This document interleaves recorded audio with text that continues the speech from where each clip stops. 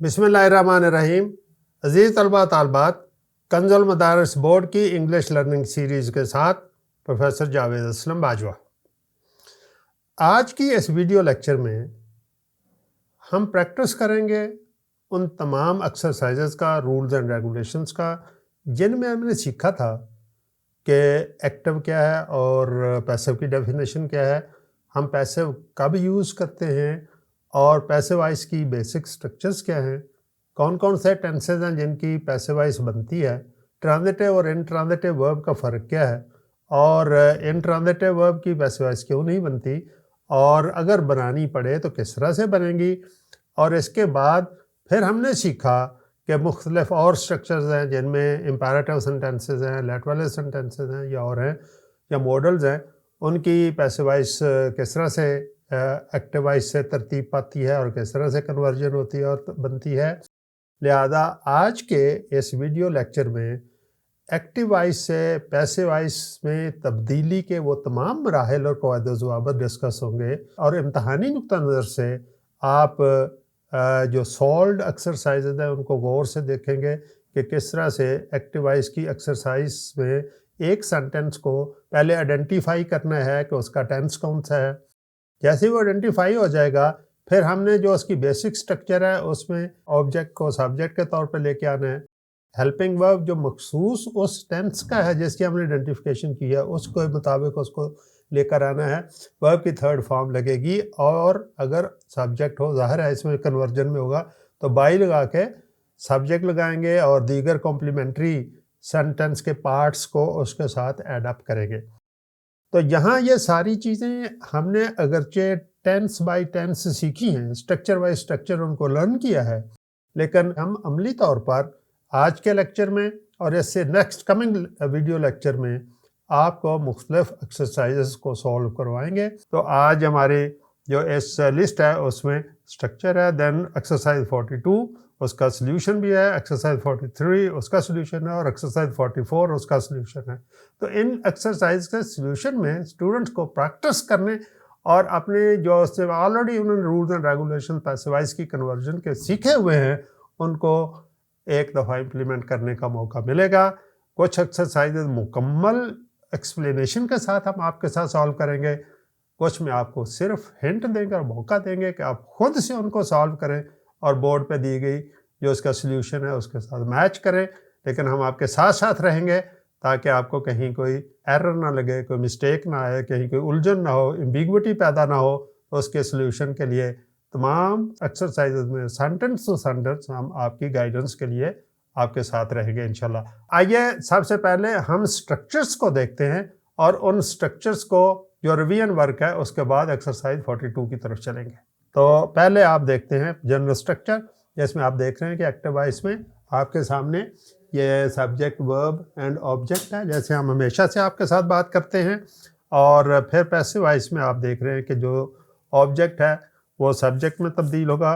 इसके बाद helping verb आएगा। ये हर टेंस का अपना हेल्पिंग वर्ब है, वही इसकी स्पेसिफिक पहचान है और वही उसकी स्पेशलिटी है जैसे वो इस्तेमाल होगा।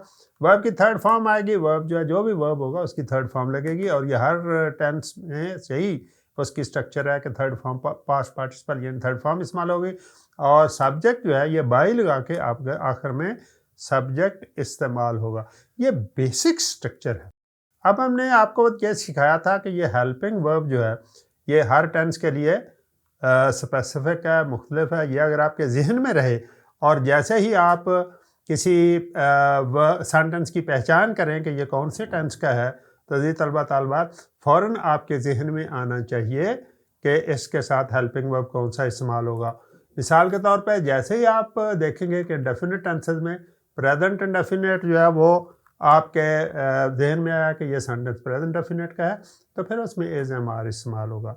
अगर ये पास्ट इंडेफिनेट है तो वाज और वर इस्तेमाल होगा हेल्पिंग वर्ब के तौर पे। और अगर ये फ्यूचर इंडेफिनेट है तो वहाँ पे विल या शेल के बाद बी इस्तेमाल होगा। और अगर ये कंटिन्यूस टेंसेज में है तो यहाँ प्रेजेंट कंटिन्यूस में आप देखेंगे कि बीइंग खसूसी तौर पे है, एज एम आर के बाद बीइंग। वो आप देख रहे हैं कि यहाँ एज एम आर है तो प्रेजेंट इंडेफिनेट है, एजम आर के साथ बीइंग या तो कंटिन्यूस है। ये दोनों बातों का फ़र्क जहन में रखना है, कंटिन्यूस और इंडेफिनिट टेंसेस का। और यहाँ पे पास्ट कंटिन्यूस में वाज वार के साथ बीइंग आएगा। इसके फ्यूचर में जनरली हम नहीं बनाते, ऐसी उसकी स्ट्रक्चर यहाँ नहीं दी गई। थर्ड नंबर पे आप देखेंगे जो परफेक्ट टेंसेस हैं, इसमें प्रेजेंट परफेक्ट में हैज़ हैव के साथ बिन है, पास्ट परफेक्ट में हैड के साथ बिन है, और फ्यूचर परफेक्ट में विल, शेल और हैव बिन का आप इस्तेमाल करेंगे। अगर आपको इन टेंसेस में यूज़ होने वाले हेल्पिंग वर्ब की अब आइडेंटिफिकेशन तो पहले ही थी, अब अगर उसके अजबर हो गए और आप फौरी तौर पर आप कह सकते हैं कि किस टेंस में कौन सा हेल्पिंग वर्ब आएगा, तो आपके लिए कन्वर्जन यानी change from active to passive कोई मुश्किल नहीं होगी। आइए अब हम एक्सरसाइज की तरफ अजीज तलबा तालबात चलते हैं। हमने एक्सरसाइज 42 से स्टार्ट करते हैं। हर एक्सरसाइज में 20 सेंटेंसेस होंगे। आप सबसे पहले उस सेंटेंस में पहचान करेंगे कि उसका टेंस कौन सा है। मिसाल के तौर पे ही हेल्प्स द नीडी, आपने वर्ब को देखना है, हेल्प है, पहली फॉर्म है, साथ एस लगा है ही की वजह से, इसका मतलब ये प्रेजेंट इंडेफिनिट है। अब आप फ़ौरन सोचिए कि इसकी हेल्पिंग वर्ब कौन सी आएगी। प्रेजेंट इंडेफिनिट का ध्यान में लाइए तो आपको अंदाज़ा हो जाएगा कि एज एम आर इस्तेमाल होगा। लिहाजा आप देखिए द नीडी ये ऑब्जेक्ट था जो सब्जेक्टिव पोजीशन में आ गया। द नीडी, अब ये दा लगे जिसके साथ जब, तो needy, the needy means plural, यहाँ हमने पीपल नहीं लगाया। द नीडी मीन नीडी लोग, ज़रूरतमंद लोग, हाजतमंद लोग। The needy are helped by him. Helping verb मखसूस था प्रेजेंट इंडेफिनिट के लिए, और ये थर्ड फॉर्म लगी और बाय और हिम। सेंटेंस नंबर 2, अब आप पहचानेंगे बिल लगा कौन सा हुआ, आगे कोई और इंडिकेशन नहीं है, इसका मतलब ये फ्यूचर इंडेफिनिट है। जब फ्यूचर इंडेफिनिट है तो आइए सॉल्व करते हैं। सवालिया फ़िक्रा, सवालिया सेंस बरकरार रहती है। विल से स्टार्ट हुआ, द मीटिंग, और ये बी, विल बी है फ्यूचर इंडेफिनिट के लिए, attended by you. Number 3, Shoaib is writing a book this year. अब आप बेटा बताइएगा कि ये कौन सा टेंस है। यस, गौर कीजिए, स्ट्रक्चर में एस और आईएनजी की फॉर्म है, बेस फॉर्म के साथ आईएनजी, जिसके साथ आईएनजी हो वो कंटिन्यूस होता है। ये इज है तो प्रेजेंट है, गोया प्रेजेंट कंटिन्यूस। प्रेजेंट कंटिन्यूस है तो आपने देखा कि इसमें बीइंग लाजमी इस्तेमाल होगा और एज एम आर भी आएगा। लिहाजा अगर आपको इतनी अवेयरनेस हो चुकी है तो फिर आपके लिए मुश्किल नहीं है।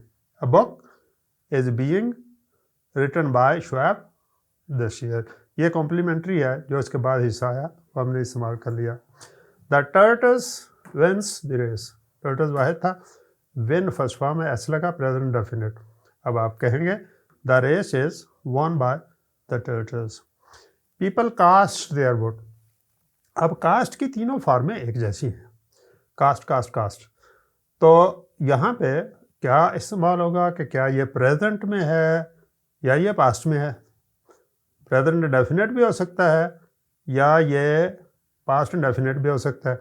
अब हमने देखना है कि इसमें हालात क्या कह रहे हैं, जनरल कॉन्टेक्स्ट क्या है। जनरल कॉन्टेक्स्ट है जब इलेक्शन होते हैं तो वोट डलते हैं, तो इसका मतलब है वेल शैल तो है नहीं, इसका मतलब माजी की बात है। तो हम इसको टेकअप करेंगे as past, their votes were cast by the people, their votes were cast by the people. अगर यहाँ नो होता, सपोज यहाँ नो होता है, नो डब्ल्यू नो, तो इसका मतलब है फिर ये प्रेजेंट में जाएगा, फिर कंटिन्यूस में नहीं जाएगा, तो इसलिए सेंटेंस चेंज हो जाता। या एट दिस टाइम, अगर नो से फिर इंडिकेशन होती है कि हम इसको कंटिन्यूस में क्यों नहीं करते। लेकिन अगर एट दिस टाइम होता, एट मोमेंट की बात होती, तो फिर ये प्रेजेंट इंडेफिनिट में चला जाता। चूँकि कोई और इंडिकेशन नहीं है तो ये a single completed action in the past, जो पास्ट इंडेफिनेशन की डेफिनेशन है उसके ऊपर आ रहा है। लिहाजा ये पास्ट में फिक्रा था, लिहाजा वर का इस्तेमाल यहाँ पे किया गया है। आपने इन्हीं बातों को जहन में रखना है ताकि आपको कहीं किसी जगह भी गलती का एहतमाल ना हो। आइए सेंटेंस नंबर 6 पे जाते हैं।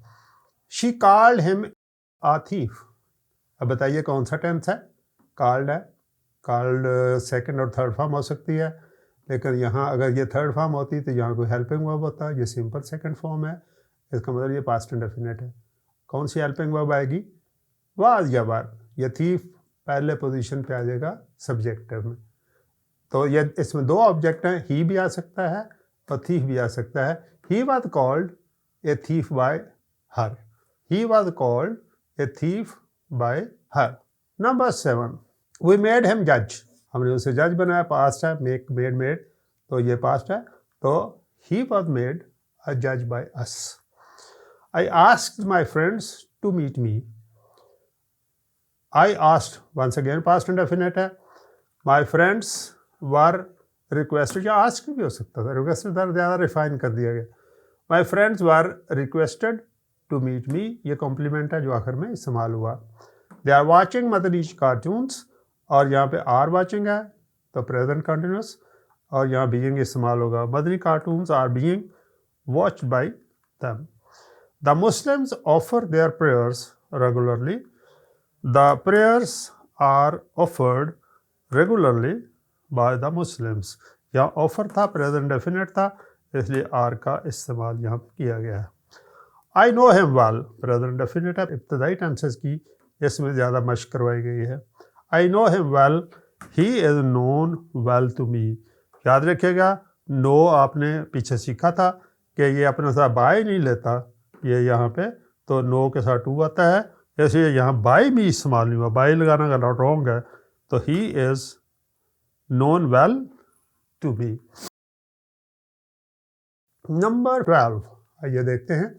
We shall not put off our program, put off मुलतवी करना, हम अपने प्रोग्राम का मुलतवी नहीं करेंगे। ये शैल ने बता दिया फ्यूचर है, नॉट ने बता दिया नेगेटिव है, तो हम यहाँ पे पैसिव में शैल विल के साथ बी इस्तेमाल करेंगे। ये देखते हैं। Our program will not be put off by us. The chief guest gave तकसीम करना, तो चीफ गेस्ट ने इनामात तकसीम किए, गेव की फॉर्म है gave, past indefinite. The prizes were given away by the chief guest. The girls are making new dolls, are making present continuous. आइए देखते हैं। New dolls are being made by the girls. I have returned my loan in time, returned है, दूसरी और तीसरी form returned होती है, लेकिन हैव ने बताया कि ये थर्ड है, लिहाजा हैव रिटर्न प्रेजेंट परफेक्ट। तो प्रेजेंट परफेक्ट में हैज़ हैव के साथ बेन इस्तेमाल होता है। आइए देखते हैं। My loan has been, loan singular था इसलिए हैव जब वहाँ आई के लिए इस्तेमाल हुआ था, यहाँ हैज़ बन गया। My loan has been returned in time by me. आइए sentence number 16। He shut the door, the door was shut by him. तो यहाँ पे शट शट शट तीनों था, अगर ये प्रेजेंट होता तो शट्स होता, क्योंकि ये इसके साथ एस ही एस नहीं है, एस ही के बावजूद, तो इसका मतलब है ये पास्ट इंडेफिनिट सेकंड फॉर्म इस्तेमाल हुई, लिहाजा इसको हमने पास्ट में सॉल्व किया। The door was shut by him. somebody has broken the lock, अब has broken once again present perfect. तो आइए देखते हैं। The lock has been broken, तो बिन हैज़ और थर्ड फॉर्म के दरमियान में।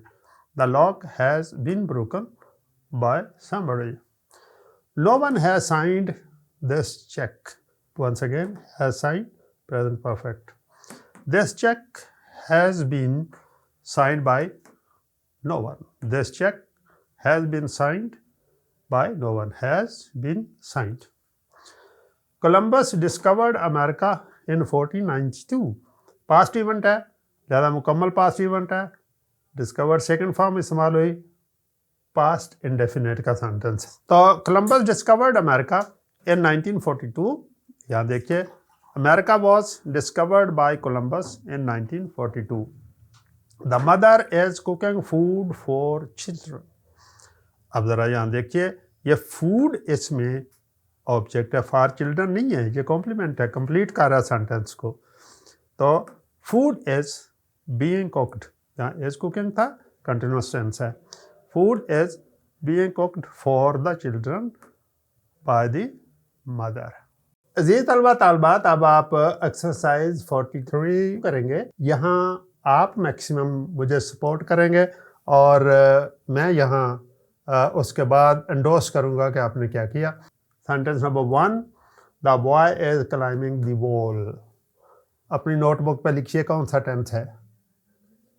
आपने यहाँ से क्लू लेना है इज़ और आईएनजी। तो आपने अंदाज़ा लगाया कि ये प्रेजेंट कंटिन्यूस है। जब प्रेजेंट कंटिन्यूस हो, अब आप मुझे बताएं हेल्पिंग वर्ब क्या आएगा। क्या इज़ एम आर काफ़ी है? नो, इज़ एम आर सिर्फ जो है वो प्रेजेंट इंडेफिनिट के लिए होता है। ये कंटिन्यूस है, ज़्यादा यहाँ बीइंग इस्तेमाल होगा। अगर आपने यही लिखा है, गुड, आप बिल्कुल सही हैं। देखिए, the wall is being climbed by the boy. Good, जिनका ये सेंटेंस था, ये आंसर लिखा है, गुड लिखा है। अब देखिए सेंटेंस नंबर 2, द पैट्रियोट्स, वही बेवतन लोग। याद रखिएगा एस भी लगा हुआ है लेकिन दा लगे तो ये प्लूरल है। Sacrifice their lives for their country, कौन सा टेंस है? सेक्रीफाइस से अंदाज़ा लगाइए, प्रेजेंट इंडेफिनिट। प्रेजेंट डेफिनेट है तो आपको अंदाज़ा हो गया।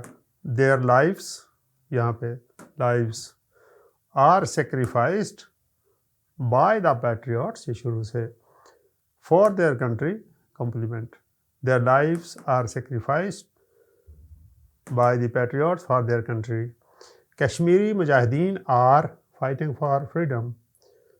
बताइए कौन सा टेंस है? सेंटेंस नंबर 1 से अगर आप देखेंगे सेम स्ट्रक्चर है, यहाँ एज क्लाइंबिंग था, यहाँ आर फाइटिंग है, तो लिहाजा a war for freedom is being fought by Kashmiri Mujahideen.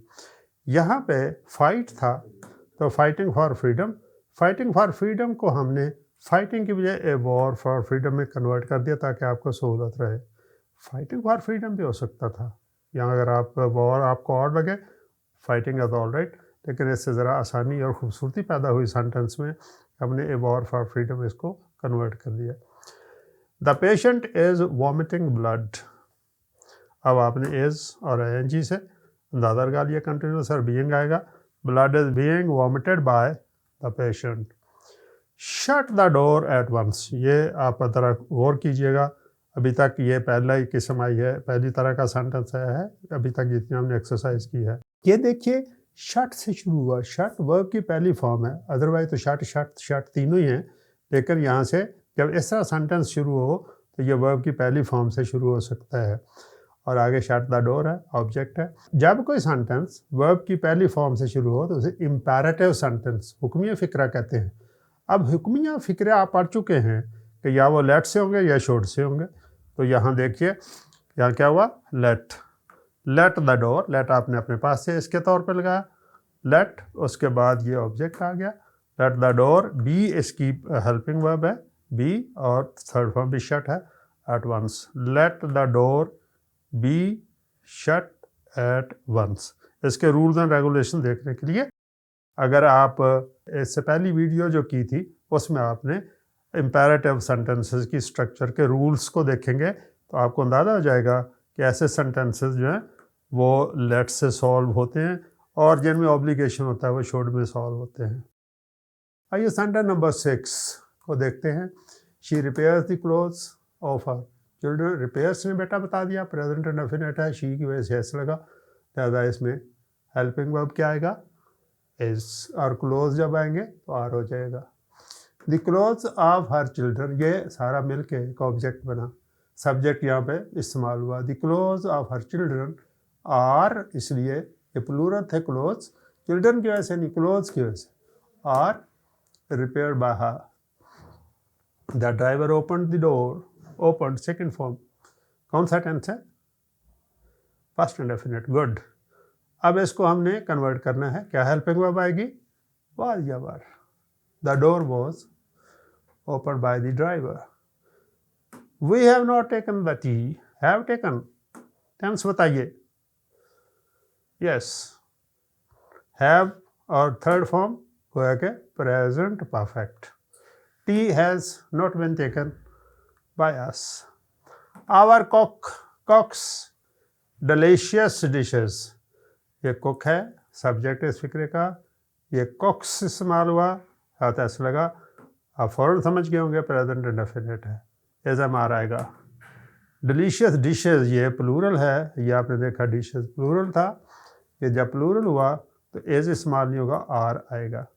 Cooked bye are cook, ये आपने याद रखना है कि जो नया सब्जेक्ट बना, जो ऑब्जेक्ट था, उसके साथ अब मैच करता हुआ वर्ब लगेगा। ये नहीं है कि यहाँ कुक वाहिद था और यहाँ भी एज आ जाएगा, नो, ऐसी गलती हरगिज़ नहीं करनी, इसके मुताबिक करना है। जो नया हमारा, जैसे आप देखें टी था तो हैज़ इस्तेमाल हुआ, जबकि यहाँ वही था तो हैव इस्तेमाल हुआ। तो हमने नए कन्वर्टेड सब्जेक्ट को, जो इस फिक्रे का ऑब्जेक्ट था पहले का एक्टिव का, उसको जब टेकअप करते हैं सब्जेक्टिव पोजीशन में, उसके साथ मैच करता हुआ, उसको फॉलो करता हुआ, एग्री करता हुआ हमने वर्ब इस्तेमाल करना है हर फिक्रे के अंदर। तो क्लोज था, आर आ गया, डोर था, वॉज हुआ, टी था, हैज़ हुआ, डिशेस था, प्लूरल था तो आर इस्तेमाल हुआ। आगे बढ़ते हैं। They caught birds, caught catch की form, past indefinite, was were, birds were caught by them, he gave me a pencil, past indefinite. अब यह पेंसिल इस्तेमाल होगा शुरू में यहाँ पे, तो ये सिंगुलर है। A pencil was given to me by him. Sentence number 12, she called him a thief. She called, past indefinite, ये हिम यहाँ पे ऑब्जेक्ट है, ये सब्जेक्टिव पोजीशन में चला जाएगा। He was called a thief by her. They return them their box, तो अब देयर बॉक्स है, ये हमारा यहाँ सब्जेक्ट बनेगा। रिटर्न पास्ट इंडेफिनिट बना, सेकंड फॉर्म थी। Their box were return to them by them. She has played me a trick, has played present indefinite, yes, और क्या इस्तेमाल होगा, हैज़ बिन या हैव बिन। अ ट्रिक, मी जो है अब इसके साथ इस्तेमाल होगा, या ए ट्रिक के साथ इस्तेमाल, दोनों हो सकते थे। A trick has been played to me by her. We shall make him our guide, he will be made our guide by us. Sentence number 16. Sentence number 16 में आप देखेंगे, the doctor asked her to take medicine. Doctor साहब ने उसे नसीहत की, उसे कहा कि वो मेडिसिन ले। The doctor asked, past indefinite। अब यहाँ पे she है ऑब्जेक्ट, इसको हर यानी इसको she में कन्वर्ट कर देंगे। She was asked by the doctor to take medicine, to take medicine यहाँ इसकी कॉम्प्लीमेंट है। Professor Javed taught us English, अब यहाँ पे अस और इंग्लिश दोनों आ सकते थे, यहाँ हम टेकअप करते हैं we were taught English by professor Javed. हम कह भी सकते थे English was taught us by professor Javed, दोनों तरह से हो सकता था। दो ऑब्जेक्ट है यहाँ पे, अस और इंग्लिश, हम दोनों में से किसी एक को टेकअप करके इस सेंटेंस की पैसेज बना सकते हैं, और वो दोनों तरह से सही है। They obeyed us in letter and spirit, in letter and spirit ये इडियोमेट्रिक एक्सप्रेशन है मुकम्मल तौर पर, जो वो उसके सरफेस मीनिंग थे, जो उसके पोशीदा मीनिंग थे हर लिहाज से। तो they obeyed us in letter and spirit, इसमें आप देखेंगे कि दे ओबेड पास्ट इंडेफिनिट है, अस इसमें ऑब्जेक्ट है, इसको टेकअप करेंगे तो वी बन जाएगा। We were obeyed in letter and spirit by them. Ask my son to see me, मेरे बेटे को कहो वो मुझे मिले। अब आप देखिए, ये ask first form of the verb है और ये इम्पेरेटिव सेंटेंस है। ये पहले 8 सेंटेंसेस स्ट्रक्चर में से नहीं है जो टेंसेस की है, तो ये स्पेशल स्ट्रक्चर है जो इम्पेरेटिव की है। लिहाजा ask my son to see me, my son be asked, finite verb के तौर पर इस्तेमाल किया गया। My son be asked to see me, यहाँ शुड भी लगा सकते हैं, my son should be asked, लेकिन ये ज़्यादा खूबसूरत इंग्लिश है। My son should be asked to see me की बजाय my son be asked to see me, दोनों तरह से सही है, लेकिन ये ज़्यादा बेहतर मॉडर्न इंग्लिश है, इसलिए हमने आपके लिए इसको प्रेफर किया। The driver dropped me at the bus stop, I was dropped at the bus stop by the driver. तो इस तरह से हमने ये एक्सरसाइज 43 में आपके साथ मिलकर ये 20 सेंटेंसेस को सॉल्व किया है। अब हम और ज़्यादा आपको इंडिपेंडेंट करेंगे जब हम 44 एक्सरसाइज करेंगे। अब हम उसमें कम गाइड करेंगे आपको, और आप ज़्यादा खुद से करते चले जाएंगे, और हम आपके साथ शाबाश आपको देते जाएंगे, शाबाश, वेरी गुड, आपने सही सॉल्व किया, या जहाँ डिफ़िकल्टी होगी वहाँ हम आपके साथ बात करेंगे इंशाल्लाह। तो आइए चलते हैं 44 एक्सरसाइज की तरफ। 44 एक्सरसाइज को सॉल्व करते हैं। जैसे मैंने कहा कि अब ज़्यादातर आप ख़ुद इसमें कोशिश करेंगे, हम आपको गाइड करेंगे। और देखिएगा, फर्स्ट सेंटेंस है I waited for you for the whole day. I waited से अंदाजा लगाइए बेटा कौन सा टेंस है। यस, आप में से अक्सर का सही है, past indefinite, wait, waited, waited, past indefinite है। अब इसके लिए हेल्पिंग वर्ब लगाइएगा। स्ट्रक्चर तो वही है जो आपने पहले आपको बता दी थी, लिहाजा यस, वाज या वर। और इसमें कौन सा ऑब्जेक्ट बनेगा, यू। और यू के साथ क्या आता है, वाज या वर आएगा, यकीनन वर आएगा। देखिए, you were waited for by me for the whole day. याद रखिएगा, वेट फॉर पूरा मिल के ये फ्रेजल वर्ब है जो इंतज़ार के लिए इस्तेमाल होता है, इसलिए हमने यहाँ भी वेटेड फॉर का इस्तेमाल किया, अगरचे यहाँ ऑब्जेक्ट नहीं था, ऑब्जेक्ट तो यहाँ चला गया। तो you were waited for by me for the whole day. अब आप देखिए, वी मस्ट फॉलो, यहाँ मस्ट का इस्तेमाल है, ये मॉडल है। और जब भी कोई मॉडल आएगा, आप जान चुके हैं, ये पहले पढ़ चुके हैं कि उस मॉडल के साथ बी इस्तेमाल होगा, थर्ड फॉर्म लगेगी। कोई भी मॉडल, जैसे may, might, can, could, should, would, ये सब मॉडल्स हैं। और जब भी मॉडल इस्तेमाल होगा तो मॉडल के साथ हमारे बी और थर्ड फॉर्म लगेगी। तो वी मस्ट फॉलो लॉ, तो लॉ मस्ट, बी और third form, law must be followed by us. फिर देखिए, law, modal, must, be, third, ये इसकी हेल्पिंग वर्ब और ये third form, law must be followed by us. Will you use this medicine daily, तो ये will ने क्या बताया बेटा, कौन सा टेंस है, फ्यूचर है। कौन सा फ्यूचर है, आगे आप देख रहे हैं, फर्स्ट फॉर्म इस्तेमाल हुआ, इसका मतलब है ये future indefinite. Okay, future indefinite में विल या शैल के साथ भी इस्तेमाल होगा। Will this medicine be used daily by you? You cannot win the match in this way. तो ये can का इस्तेमाल हुआ, मॉडल है, बी आएगा और थर्ड फॉर्म आएगी। The match cannot be won by you in this way. The match cannot be, क्योंकि can आ गया था, हम ये नहीं कह सकते कि ये प्रेजेंट इंडेफिनिट का था, क्योंकि पहली फॉर्म आई साथ can, नो। जब कैन एक और यहाँ पे जिसे आम बच्चे तो हेल्पिंग वर्ब कहते हैं, लेकिन हम कहते हैं ये मॉडल्स हैं। ये मॉडल जो मोडालिटी और तरीक़ाकार को ज़ाहिर करते हैं, ये सकना या उसकी सकत या एलिजिबिलिटी को ज़ाहिर करते हैं, उसकी पोजीशन और स्टेटस को ज़ाहिर करता है कि इस तरह से आप मैच नहीं जीत सकते, आपको कुछ और करना होगा।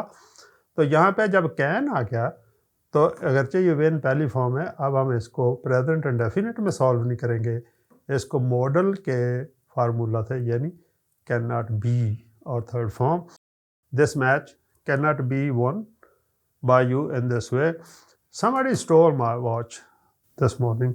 यहाँ पहले टेंसेस में से आपने स्टोल से अंदाज़ा लगाया होगा, यकीनन यस। कौन सा हेल्पिंग वर्ब आएगा आपको अंदाज़ा हो गया, और आप सही हैं, my watch was stolen by somebody this morning.